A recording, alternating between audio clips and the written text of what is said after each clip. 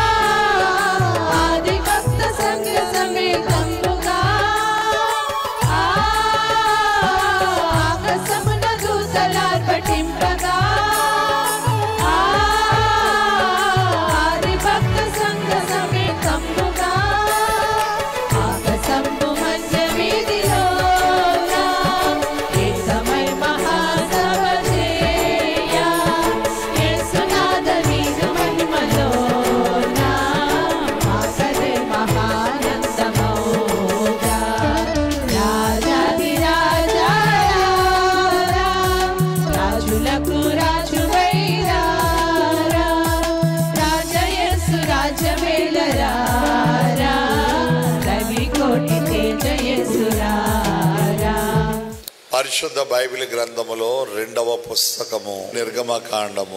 నిర్గమము అనగా వెడలిపోవుట.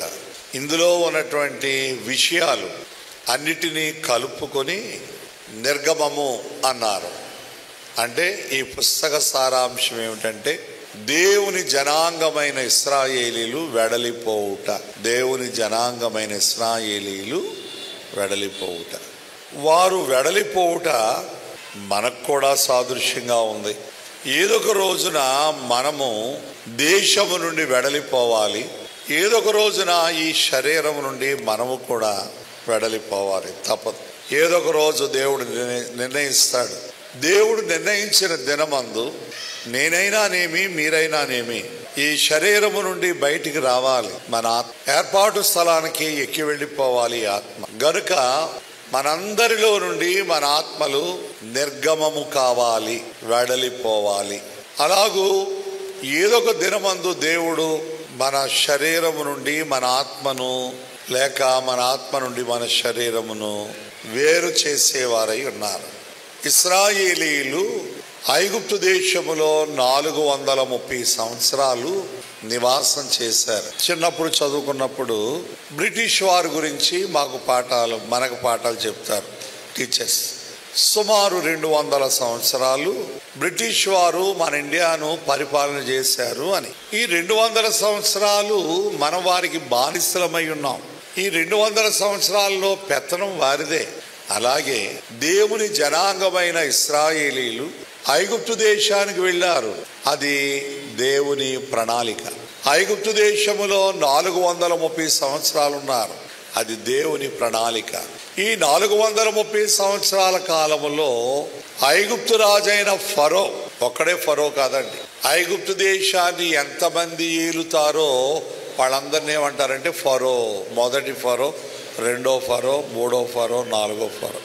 ప్రతి రాజును ఏమంటారు? ఫరో అంటారు. గనుక ఐగుప్తు దేశమును ఫరో రాజులు ఏలుబడి చేసేటటువంటి కాలము. స్నేహితులారా, వారి కాలములో 430 సంవత్సరాలు దేవుని జనాంగం ఉన్నారు. మీరు అనొచ్చు, ఏళ్ళెందుకు వెళ్ళాలి అక్కడికి అని అంటే, ప్రియమైన వారులారా, ఐగుప్తు దేశం మొదలుకొని పరిసర ప్రాంతాల్లో 7 కరువు సంవత్సరాలు వచ్చును అని రాజైన ఫరోకు దేవుడు స్వప్నాన్ని చూపించారు. కలగన్నాడు ఫరో చక్రవర్తి. మంత్రగాడిని పిలిపించాడు. ఓ అబ్బాయి, నాకు రాత్రి కల వచ్చిందిరా. ఎవడు కల చెప్పలేకపోయాడు. ఈ లోపల చెర నుండి అప్పుడే విడుదలయ్యాడు పానదాయకుడు. ఆ పానదాయకుడు అంటున్నాడు ఫరోతో, అయ్యా, నీ కలభావం చెప్పగలవాడు ఐగుప్తు దేశపు చెరలోనున్నాడు. అతని పేరు యోసేపు. అతను పిలిపించినట్లయితే అతడు నీ కలను గూర్చి, కల భావాన్ని గూర్చి తెలుపగలడు. ఫరో వెంటనే పిలిపించాడు యోసేపును. యోసేపు యవనస్తుడుగా ఉన్నాడు, వివాహము లేదు, అన్నదమ్ముల చేత తృణీకరింపబడ్డాడు. అన్నదమ్ములు కక్షగట్టి కొట్టి గోతులో పారవేసి ఇష్మాయేలీలకు అమ్మివేశారు. వాళ్ళు తీసుకెళ్లి ఐగుప్తు దేశపు బజారులో పశువు నమ్మినట్లుగా యోసేపును అమ్మివేశారు. రాజ సంరక్షణ అధిపతి అయినటువంటి పోతీఫరు బజారులో యోసేపును కొనుక్కున్నాడు. పూర్వకాలం మందు బానిసలను, ఇప్పుడు మన ఇళ్లలో పనిచేస్తున్నాను అనుకోండి, పనోళ్ళు, వాళ్ళకి నెలకింత జీతం అని మనం ఇస్తున్నాం. పూర్వం అయితే పనోళ్ళు కొనుక్కునేవారు. నేను ఒక పనివాడిని కానీ పనికత్తెను కానీ కొన్నాను అనుకోండి, బజార్లోకి వెళ్ళి 7 ఏళ్ళు నా ఇంట ఉంటారు. అది ఒక యవనస్తుడు కానివ్వండి, యవనస్తురాలు కానివ్వండి, బానిసగా బజార్లో అమ్ముడైపోవడానికి నిలబడింది అనుకోండి. గొర్రెలు, మేకలు, కోళ్ళు ఎలా బజార్లో పెడతారో అమ్మకానికి, బానిస పిల్లలను కూడా అలాగ అమ్మకానికి పెట్టేవారు. భాగ్యవంతులు వెళ్ళి కొనుక్కుని తెచ్చుకునేవారు. ఒక అమ్మాయిని కొనుక్కుంటే ఆమె ఎంతకాలం ఉంటుందంటే, నా ఇంట్లో 7 ఏళ్ళు ఉండొచ్చు. లేక ఒక అబ్బాయిని నేను కొనుక్కు తెచ్చుకుంటే అతను నా ఇంట్లో 7 ఏళ్ళు ఉండొచ్చు. 7 ఏళ్ళు నా ఇంట్లో పని చేయొచ్చు. 7వ ఏడాది అతడు ఏమి ఇయ్యకనే వెళ్ళిపోవచ్చు. 6 ఏళ్ళు పని చేయొచ్చు. 7వ ఏడాది విడుదల సంవత్సరం. 7వ ఏడాదిలో అతడు వెళ్ళిపోవచ్చు. అతడు, అయ్యా, నాకు వెనక ముందు ఎవరూ లేరయ్యా, ఉన్న దిక్కల్లా నా యజమానుడు అయిన నీవే, నేను ఎక్కడ పోతాను, నీ దగ్గరే ఉండిపోతాను, నాకు పెళ్లి చేసినా భార్యనిచ్చినా నువ్వే, అని ఆ దాసుడు బయటికి వెళ్లకుండా అదే యజమాని ఇంట ఉండడానికి సమ్మతి తెలియజేస్తే అతడు పర్మనెంట్గా దాసుడుగా ఉండిపోతాడు అనడానికి తలుపు దగ్గర తీసుకుని వెళ్ళి గడప దగ్గర ఈ చెవి పెట్టి ఒక కదురు తీసుకుని చెవిని గుచ్చాలి. పెద్ద రంధ్రం అవుతుంది అన్నమాట. చెవికి పెద్ద రంధ్రం అవుతుంది. చెవికి కదురు అంటే సూది, లావు సూది తీసుకుని చెవికి గుచ్చాలి అతడు. అప్పుడు ఇతడు ఏమయ్యాడంటే ఒక యజమానికి 12 దాసుడు. ఇతడు ఎక్కడికి పోడు, ఆ యజమాని ఇంటే ఉంటాడు. ఒకవేళ ఎప్పుడైనా యజమాని మీద కోపం వచ్చిందనుకోండి, నన్ను అలాగన్నాడు ఇలాగన్నాడు ఏదో అన్నాడు ఇది అన్నాడని కోపం వచ్చిందనుకోండి, ఇతనికి మళ్ళా బజార్కి వెళ్ళిపోయి నిలబడ్డాడు, నన్ను ఎవరైనా కొనుక్కోండి అయ్యా అని. అతను కొంటారా చెప్పండి? ఎందుకు కొనరు? చెవికి ఏముంది? ఇతడు ఆల్రెడీ ఒకరికి అమ్ముడైపోయాడు, రెండో వాళ్ళు ఎవరు అతన్ని కొనరు. కనుక తన బ్రతుకంతా ఆ యజమాని అంటే గడపాల్సి ఉంటుంది. అలాగున యోసేపును ఐగుప్తు దేశ బజార్లో కొన్నాడు పొతిఫర్ తన ఇంటిలో పనిచేయడానికి. యోసేపు మరి అక్కడ నింద పాలయ్యాడు, చెరసాల్లో వేయబడ్డాడు. తదుపరి చెరలో ఉన్న యోసేపును పానదాయకుడు గుర్తు చేశాడు, వాళ్ళకి మేలు జరిగినందువల్ల, ఆ దర్శనాన్ని యోసేపు చెప్పినందువల్ల. ఇప్పుడు ఫరో దగ్గరకు వచ్చాడు యోసేపు. కలభావం ఇదే, 7 ఏళ్ళు కరువు వచ్చును కనుక ఐగుప్తు దేశం అంతా ధాన్యాగారాలు కట్టించండి, గోడౌన్స్ కట్టించండి. రామసేస్ పీతోమ్ అను ధాన్యాగారాలు ఇశ్రాయేలు కట్టారు అక్కడ ఐగుప్తు దేశంలో. ధాన్యాగారాలు కట్టించండి కరువు సంవత్సరాలు ఎదుర్కోవడానికి. ఎప్పుడైతే యోసేపు రాబోయే ప్రళయాన్ని గూర్చి ముందు సలహా ఇచ్చాడో ఫరోకు చాలా నచ్చింది. ఫరోకి ఏం కనబడుతుందంటే యోసేపులో దైవాత్మ కనబడుతోంది. ఇతని వలె దేవుని ఆత్మ గల మనుషుని మనం కనుగొనగలమా? ఇతని వలె దేవుని ఆత్మ గల మనుషుని కనుగొనగలమా? యోసేపులో ఏముందండి? దేవుని ఆత్మ. దేవుని ఆత్మ కలిగిన యోసేపు అన్నలకు జున్నుగడ్డలు పట్టుకెళ్తున్నాడు. మొదట పేలాలు పట్టుకెళ్తున్నాడు, ఇంకేవో మంచి భోజనం పట్టుకెళ్తున్నాడు. అన్నలేమో పొలంలో మందలు మేపుతున్నారు. దైవాత్మ కలవాడు యోసేపు, కలలుగనేవాడు, కలల భావం చెప్పేవాడు. తమ్ముడు వెళ్తుంటే అన్నలు అదుగదుగో వస్తున్నాడు, కలలుగనేవాడు వస్తున్నాడు, దర్శనాలు చూచేవాడు వస్తున్నాడు. వాడిని చంపి గోతులో వేద్దాం, వాడి కలలేమగునో వాడి దర్శనాలు ఏమగునో చూద్దాం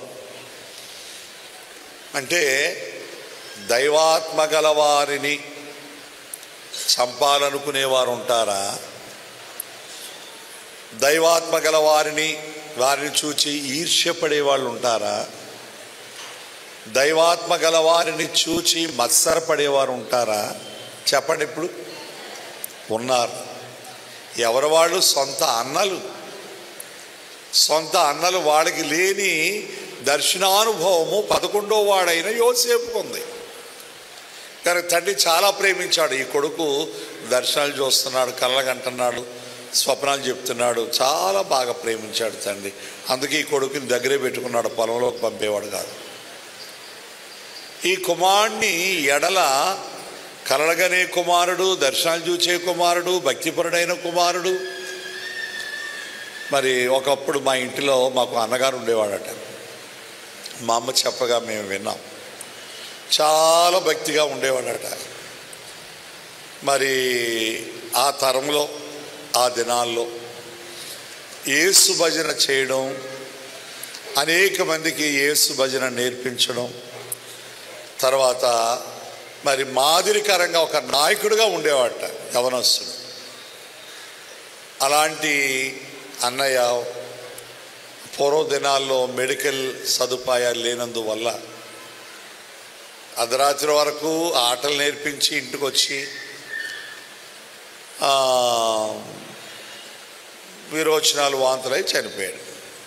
ఇక మా అమ్మ బెంగట, చాలా బెంగ. ఎందుకంటే భక్తిగల కుమారుడు, శక్తిగల కుమారుడు, మాదిరికరమైన కుమారుడు, అలాంటి కొడుకును మరలా నేను పొందలేను అని మా అమ్మగారు చాలా దినాలు బెంగ పెట్టుకుంటే, అప్పుడు ప్రభువే కలలో కనబడి, అమ్మ నీ కుమారుడు ఏమై ఉన్నాడో చూడు. దేవదూత వలె మా అమ్మకు కనబడుతున్నాడట. ప్రభా, నాకు దేవదూత కనబడుతున్నారన్నదట మా అమ్మ. నీ కుమారుడే దేవదూతగా రూపాంతరం చెందాడని ప్రభు అన్నారట.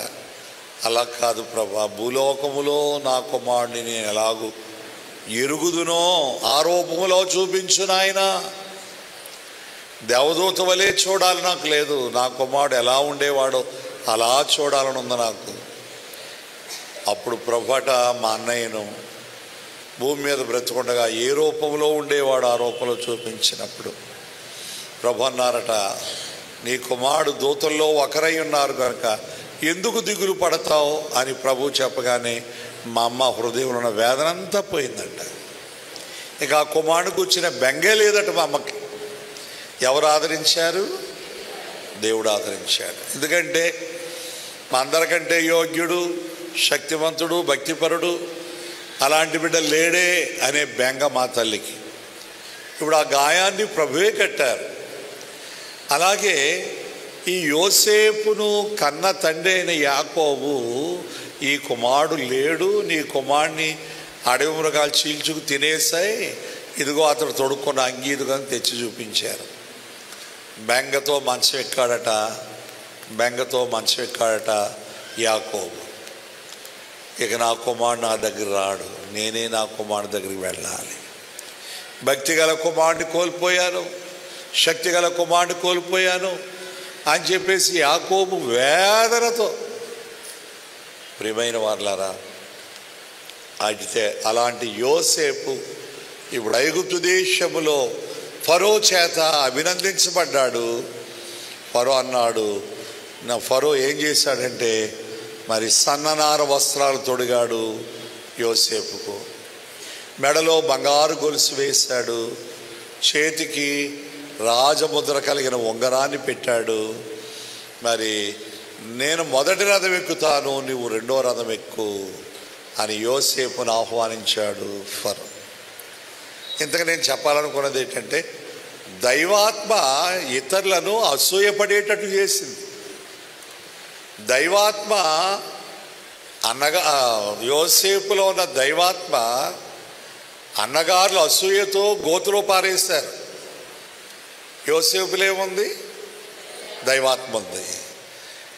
దైవాత్మ కలిగిన యోసేపును గోతులో పారవేసి వారు ఇష్టం వచ్చినట్టు కొట్టారు. పెద్దవాడైన రూబేను అన్నాడు, ఒరే కొట్టకండిరా, చనిపోతాడురా, వాడు మన తమ్ముడు కదా, వాడు మన రక్త సంబంధి, మన రక్త సంబంధిని కొట్టినందువల్ల మనకి ఏంటి ప్రయోజనం? మీకు కావాలంటే ఎవరికొకరికి అమ్మేయండి. మస్తకి బోళము అమ్మే ఇష్మాయిలీల దారంటే వెళ్తుంటే వాడిని పిలిచి అమ్మేశారట యోసేపు. దైవాత్మ కలిగిన యోసేపును దైవాత్మ లేని వారు అమ్మివేశారు. దైవాత్మ లేని వారు దైవాత్మ కలిగిన యోసేపును అమ్మివేశారు. యోసేపు మరలా ఐగుప్తు దేశపు బజార్లో నిలవబడ్డాడు అమ్మకానికి. పోతీఫర్ వచ్చి మరలా యోసేపును కొనుక్కున్నాడు. దైవాత్మ కలిగిన వారికి ఇన్ని ఇబ్బందులా? దెబ్బలు తిన్నాడు ఆయన ఆత్మీయ అనుభవం అపహాస్యం చేయబడింది. కలలుగనేవాడు వస్తున్నాడు, దర్శనం చూచేవాడు వస్తున్నాడు, వీడిని చంపి గోతులు పారేద్దాం, వీడి కళలు ఏమవుతాయో, వీడి దర్శనాలు ఏమవుతాయో చూద్దాం.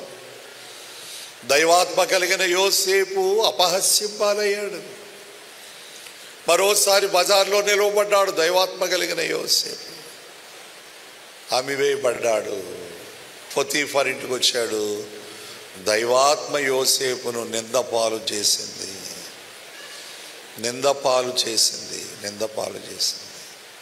దైవాత్మ అదే నిందతో చెరసాలకు వచ్చాడు ఆయన. లేని నింద ఆయన మీద పడినందువల్ల చెరసాలకు వచ్చాడు. దేవుడు దైవాత్మ కలిగిన యోసేపును చెర నుండి విడిపించాడు. ఫరో దగ్గర తీసుకుని వెళ్ళాడు. ఫరో కల భావం చెప్పాడు. ఫరో మెచ్చుకొని తన సామ్రాజ్యములో 2వ రథం ఎక్కించాడు. ఆయన ప్రధానుడిగా ఉన్నాడు. ఈయన 2వ వానిగా అధికారం చేపట్టాడు. ప్రియమైన వాళ్ళారా, యోసేపు ఐగుప్తు దేశంలో మరి అప్పటికి 2 ఏళ్ళు అయిపోయాయి. ఇంకా 5 కరువు సంవత్సరాలు ఉన్నాయి. ఈ 5 కరువు సంవత్సరాల కాలంలో కనాను దేశం నుండి, తన సొంత దేశం నుండి తన సొంత అన్నలు ఆహారం కొనుక్కోవడానికి వచ్చారు ఐగుప్తు దేశానికి. ఎవరైతే కొట్టి గోతులో పారవేశారో వాళ్ళే వచ్చారు. యోసేపు చూచాడు, చాటుకు పోయి ఏడ్చాడు, దుఃఖపడ్డాడు. వారు గుర్తించలేకపోయారు తమ్ముడిని. 2వసారి యోసేపు తన తమ్ముడైన బెన్యామీను తెప్పించుకుని దగ్గర పెట్టుకున్నాడు. బెన్యామీన్ ఎవరంటే యోసేపు, బెన్యామీన్ ఒక తల్లికి పుట్టిన బిడ్డలు. 3వసారి మీ తల్లిని, తండ్రిని, బిడ్డల్ని తీసుకురండి అన్నాడు. కనుక అలాగున వాళ్ళందరూ ఎంతమంది వచ్చారంటే 70 మంది వచ్చారు ఐగుప్తు దేశానికి. నేను ముందు ప్రశ్న వేశాను కదా, కనాన్లో ఉండే వీళ్ళు ఐగుప్తు దేశానికి ఎందుకు వచ్చారయ్యా? కారణం ఏమిటంటే ఇంకా 5 కరువు సంవత్సరాలు ఉన్నాయి. ఈ 5 కరువు సంవత్సరాల్లో ప్రజలు ఆహారం లేక అల్లాడిపోతారు. కరువు కలిగిన కనానులో ఉండొద్దు, ఆహారం కలిగిన ఐగుప్తుకు వచ్చేయండి అని తండ్రి ఇంటి వారికి యోసేపు కబురు పెట్టాడు. మీరు కనాన్లో ఉంటారా? కరువు ఉంది, ఇంకా 5 ఏళ్ళు. ఐగుప్తుకు వస్తారా? సమృద్ధిగా భోజనం తింటారు. రండి, నన్ను దేవుడు ఐగుప్తు దేశానికి రాజుగా చేశాడు. నన్ను కొట్టి గోతులో పారవేసినందుకు దేవుడు మీకు ఉపకారమే చేశాడు, నాకు ఉపకారమే చేశాడు. ఈ జరిగిన ఈ విషయాన్ని బట్టి మీరు ఎవరో చింతించవద్దు, వచ్చివేయండి. కనుక అలాగున ఫరోతో మాట్లాడి ఐగుప్తు దేశంలో శ్రేష్టమైన ఆహారము దొరికే పచ్చిక బయళ్ళతో కూడినటువంటి గోషెను అనే ప్రాంతాన్ని ఐగుప్తు దేశంలో కనానీయులకు ఏర్పాటు చేశాడు. ఇశ్రాయేలీలు, ఐగుప్తీయులు కలిసి భోజనం చేయరంట. ఇశ్రాయేలీలకు అన్యులెవరు? ఐగుప్తీయులు. రాజవంశం ఎవరిది? ఇశ్రాయేలీది. వారికంటే తక్కువ వారెవరు?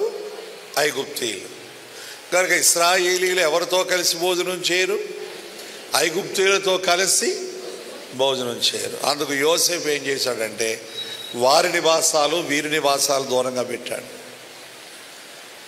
ఐగుప్తు దేశంలో శ్రేష్టమైన పచ్చిక బయళ్ళు కలిగినటువంటి ఆ ప్రాంతాన్ని, గోషెను ప్రాంతాన్ని తన ఇంటి వారికి ఇప్పించాడు ఫరోతో చెప్పి. అలాగ 70 మంది వచ్చారు. 430 సంవత్సరాలు వాడు ఐగుప్తు దేశంలో బానిసలుగా ఉన్నట్లు. వచ్చిన వారు 70 మంది.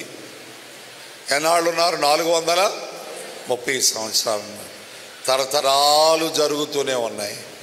ఈ 430 సంవత్సరాలు మరి యోసేపు అధికారములో ఉన్నంతసేపు ఇశ్రాయేలులకు శ్రమేమీ లేదు.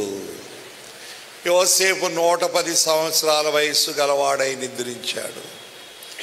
110 ఏళ్ల వయసులో నిద్రించాడు యోసేపు. ఇశ్రాయేలుకు శ్రమ ఆరంభమైంది. అంటే వీళ్ళని ఎరిగిన రాజు చనిపోయాడు. అన్యులైన రాజులు పరిపాలించడం ప్రారంభించారు ఐగుప్తు దేశాన్ని. గొల్ల రాజులంట వాళ్ళు. వాళ్ళ పరిపాలనలో ఇశ్రాయేలీలు చాలా శ్రమల పాలైపోయారు. ఇక్కడ గమనించవలసింది ఏంటంటే వారెంత శ్రమల పాలైపోయారో అంత వృద్ధైపోయారంట. దేవునికి స్తోత్రం. ఎంత శ్రమల పాలయ్యారో అంత వృద్ధే. ఇశ్రాయేలులు విస్తరించిపోయారంట. ఎక్కడ చూసినా వాళ్ళేనంట, ఎటు చూసినా వాళ్ళేనంట. ఎవరు వాళ్ళు? దేవుని జనాంగమైన ఇశ్రాయేలు. ఎందుకంత వృద్ధి పొందారండి? వారు పొందిన శ్రమే వారిని వృద్ధి తెచ్చింది. దేవునికి స్తోత్రం. మనం అనుకుంటాం, ఎందుకు బాబు ఈ శ్రమలు, ఉన్న శ్రమలతో చాలలేకపోతున్నాం, మన ఈ శ్రమల. అయితే ఆ శ్రమల పరమార్థం ఏమిటంటే మనలను వృద్ధి చేయడానికి, మనల్ని శుద్ధి చేయడానికి. శ్రమకాలంలో శుద్ధి అవుతాం. శ్రమలు మనల్ని శుద్ధి చేస్తాయి, శ్రమలు మనల్ని వృద్ధి చేస్తాయి. ఎగ్జాంపుల్, ఐగుప్తు దేశంలో ఉన్న ఇశ్రాయేలీయులు విస్తరించిపోయారట జనాంగం. ఫరో అంటున్నాడు, వీళ్ళెంతగా విస్తరించిపోయారు, వీళ్ళు బయటికి పోకుండా చూడాలని. రేపేదైనా అవకాశం వస్తే శత్రులతో కలిసి మనకు వ్యతిరేకంగా యుద్ధం చేసి మన దేశాన్ని విడిచి వెళ్ళిపోతారు. మన బలం తగ్గిపోతుంది, మన ఆదాయం తగ్గిపోతుంది, మన సంపద తగ్గిపోతుంది. వీళ్ళు వెళ్ళిపోయారంటే వీళ్ళిట్టి పరిస్థితుల్లో ఈ దేశం నుండి బయటికి వెళ్ళనివ్వకూడదు. అప్పుడప్పుడు దేవుడు మోషే అహరోనుల ద్వారా బయటికి వెళ్తామని అడిగించాడు. అడిగినప్పుడల్లా శ్రమే, వీళ్ళకి దెబ్బలే. మేము ఆ దేవుడని యెహోవాను ఆరాధించడానికి వెళ్ళాలి అన్నప్పుడల్లా దెబ్బలే వీళ్ళకి. అవి మీ అందరూ తెలిసి చరిత్ర. వాళ్ళు ఎంత శ్రమపరచబడ్డారో అంత వృద్ధిలోకి వచ్చారు. కనుక మీరు శ్రమ పడేటప్పుడు, ప్రభా ఈ శ్రమ వెనక ఏ మేలు ఉందో ఆ మేలు దయచేయి, ఈ నింద వెనక ఏ మేలు ఉందో ఆ మేలు దయచేయి, ఈ ప్రయాసం వెనక ఏ మేలు ఉందో ఆ మేలు నాకు దయచేయి. ఇశ్రాయేలీయులు భయంకరమైన శ్రమలో బహువృద్ధి చెందారు, బహుగా వృద్ధి పొందారు. బాధలందున బో చేయుచు నాదుడు నీ నాదుడగుచుండెన్. బాధలందున బోధ చేయు నాదుడు నీ నాదుడగుచుండెన్. శోధనల గెలుచుటక ప్రభువే, శోధనల గెలుచుటక ప్రభువే ఆధారమై ధైర్యమై శౌర్యమై, ఆధారమై ధైర్యమై శౌర్యమై ఉండు. చింతను దెదవు వైద్యుడు లేనాటు చింతను దెదవు. యేసు ప్రభువారు మనకు కలిగిన బాధల్లో బోధ చేస్తారట. మనకు కలిగిన బాధల్లో బోధ చేసి చేసి మనకు దగ్గర అవుతారట. నాదుడు నీ నాదుడగును, బాధలందున బోధ చేయొచ్చు. నాదుడు నీ నాదుడు, నీ యజమాని, నీ తండ్రి, నీ అన్న, నీ రక్షకుడు, నీ పోషకుడు, అన్నీ ఆయనే. కనుక బాధ లేకపోతే బోధ లేదు నీకు, బాధ లేకపోతే బహుమానం లేదు. క్రీస్తు బిడ్డలకు అందుకే బాధలు వస్తూ ఉంటాయి. బాధ వెనకేముంది? బహుమానము. బాధ వెనకేముందండి? బహుమానము. బాధ అనిపిస్తున్నారు మీరు. మీకెంతో ఆత్మీయ ఆనందాన్ని, సంతృప్తిని ఇచ్చుచున్నవి మేము నమ్ముచున్నాం. దేవుడు కాకినాడ మహాపట్నంలో మమ్మల్ని ప్రేమించి 5 గొప్ప దేవాలయాలు మాకు బహుమానంగా అందించిన వారు ఉన్నారు. మరి ఇందులో ప్రతి ఆదివారము ఉదయం మొదలు సాయంకాలం వరకు 5 ఆరాధనలు జరుగుతూ ఉన్నాయి. మీరెక్కడ ఏ దేవాలయానికి వెళ్ళకపోయినట్లయితే మాతో పాటు వచ్చి ఈ యొక్క ఆరాధనలో ఏకీపించాలని మేము ఆహ్వానిస్తూ ఉన్నాం.